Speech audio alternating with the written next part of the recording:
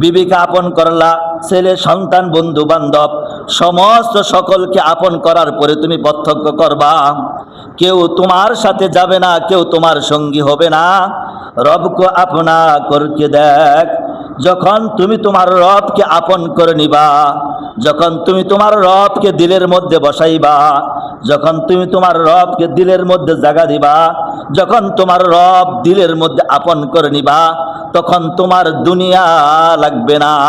দুনিয়ার মধ্যে সমস্ত কিছু, দুনিয়ার সমস্ত মানুষ যদি তোমার মুখালিফ হয়ে যায়, বিরুদ্ধ হয়ে যায়, লেকিন আল্লাহ রব্বুল আলামিন যদি তোমার দিলের মধ্যে থাকে, আল্লাহ রব্বুল আলামিন যদি তোমার হয়ে যায়, তাহলে দুনিয়ার আর তোমার কোনো কিছু লাগবে না।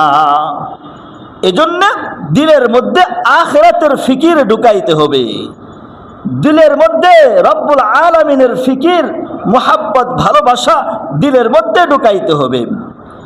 যখন বান্দা দুনিয়ার নাজ নিয়ামত সমস্ত কিছু ত্যাগ করে রবের জন্য তার দিলটাকে খালি করে, তখন আল্লাহ রব্বুল আলামিন তার দিলের মধ্যে ইশক, মুহাব্বত, ভালোবাসা দান করেন। আল্লাহ রব্বুল আলামিন যখন কারো দিলের মধ্যে ইশক, মুহাব্বত, ভালোবাসা বিন্দু পরিমাণ দান করবেন, দেখবেন ওই মানুষগুলি দুনিয়ার আর খেল থাকে না, দুনিয়ার আর টাকা পয়সা ধন দৌলত তার কাছে মজা লাগে না, তার কাছে ইবাদত বন্দেগী করতে ভালো লাগে, নেক আমল করতে ভালো লাগে। এই মজা যখন যে পাবে, তখন তার কোটি কোটি সম্পদ থাকলেও তার কাছে ভালো লাগবে না। এজন্যে আমার মুর্শিদ সুফি আজান গাছী রহমাতুল্লাহ আলাইহির জীবনের দিকে লক্ষ্য করুন। আমি আপনি যেই দরবারের সাথে সম্পৃক্ত আছি, সুফি আজান গাছী রহমাতুল্লাহ আলাইহির তার ধন সম্পদ, জমিদারের সন্তান ছিলেন, টাকা পয়সার কমতি ছিল না, কিন্তু ধন দৌলত সম্পদ সম্পত্তি কোনো কিছুই তার দিলে শান্তি ছিল না।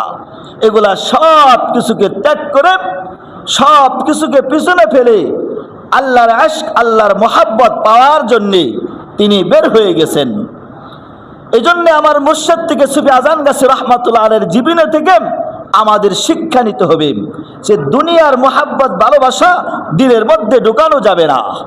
আল্লাহর মুহাব্বত, আল্লাহর ভালোবাসা দিলের মধ্যে ঢুকাইতে হবে, কারণ দুনিয়াতে থাকতে পারবো না, দুনিয়া থাকার জায়গা না, কারণ দুনিয়া থেকে চলে যাইতে হবে। কবি বলেন, জানা হে ইহা সে কুছ নিহি তেরা সত হোগা, जाना है यहाँ से कुछ नहीं तेरा सत होगा।